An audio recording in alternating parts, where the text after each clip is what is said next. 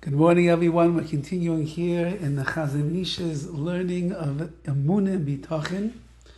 And we just spoke about yesterday this incredible concept that once that a person's seichel overrides the dimyon, and the dimyon itself somewhat surrenders to the seichel, to the intellect, and a person is perceiving the truth of HaKadosh Baruch Hu's existence properly, so the simcha that person experiences and the vekis, the closeness that you can achieve with HaKadosh Baruch Hu, even if it's only momentary, is a delight in this world that is so powerful and so great.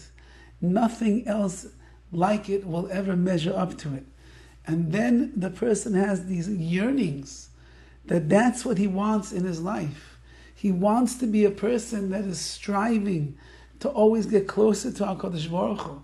He wants to reach levels where he's going to be able to enjoy and bask in the Ziv HaShechina, as he calls it, like the Ramchal writes in the Mitzvos Sharm also, to bask in the glory of the Shechina, in the light, in the radiance of the Shechina. That's what a person wants, because he realizes there is no greater pleasure in the world than that.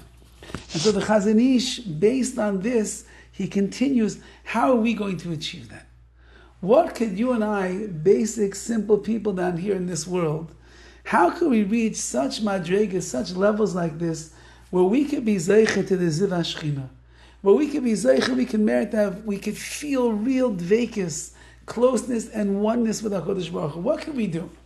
And so he writes, Im ki kol b'nei adam b'sug echad uvemin echad, even though that it's true that all human beings find themselves in one class, and we all belong to one species. There's mankind. Everybody is part of mankind. B'chol zois, nevertheless, lo yimatzu shnei anashim b'shivyon muchla. You will never find two people that are exactly identical in every single aspect, even though they come from the species of man, even though they have a body, they have eyes, a nose, a mouth, ears, they have a heart, they have a mind, they have a brain, they have a soul. Even though that's true, you'll never ever find two people that are completely identical. V'chol ish hu yechidi beina ishim, and therefore every person is really an individual amongst all the people. That means that I cannot compare myself to you. I'm not in your sug, in your category. I'm my own unique person. I have my olam, my own world with the Ribbono Shel Olam, and the way that HaKadosh Baruch Hu made me, and the way that He designed my brains, and my neshama, and my leiv, and my emotions, and my heart, and my midas, the way that HaKadosh Baruch Hu designed me, makes me meyuchad, it makes me unique. Ein kishrain sichloi doim lechavero.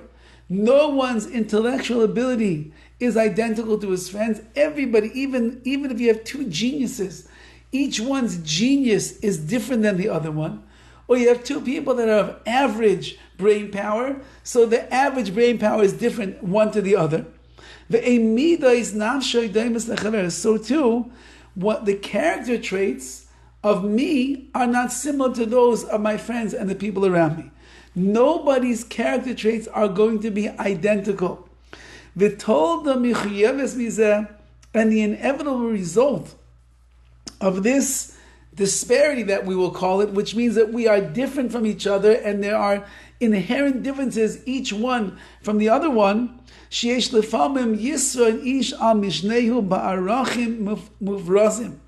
will find sometimes that the level of one man can far surpass that of another person to such an extreme until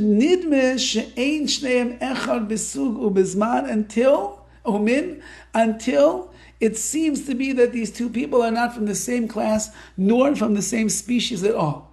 You could have one person who goes so deep into his world of his neshama, so deep into the world of his brain power, into his midos, in the refinement and of the noble, glorious, exalted midos, the character traits that he has.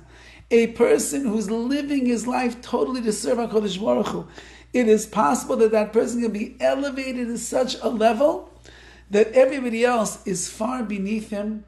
They don't even look like they're in the same category of of species of human being.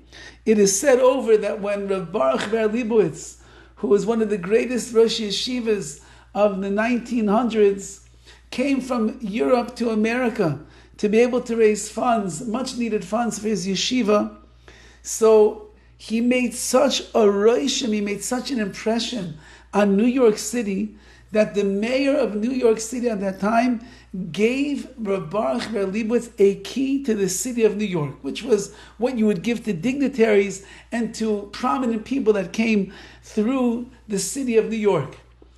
And he said over the following words. This was a non-Jew who saw the face and he saw the stature and he saw the midos and he saw the essence from what he could tell of Rav Baruch Ber.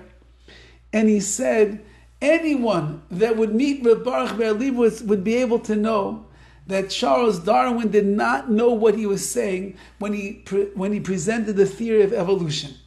Because this man is a Malach Hashem, he's an angel of the Rebbeinu Shalom. He lives on a life of such high, lofty spiritual levels. There is no way that this person came from the species of a monkey. He's in a class all by himself. And that's what the Chazon Ish is saying. Someone who works and works and works and works to lift themselves up to that level, they are in a different class altogether. Have a wonderful day.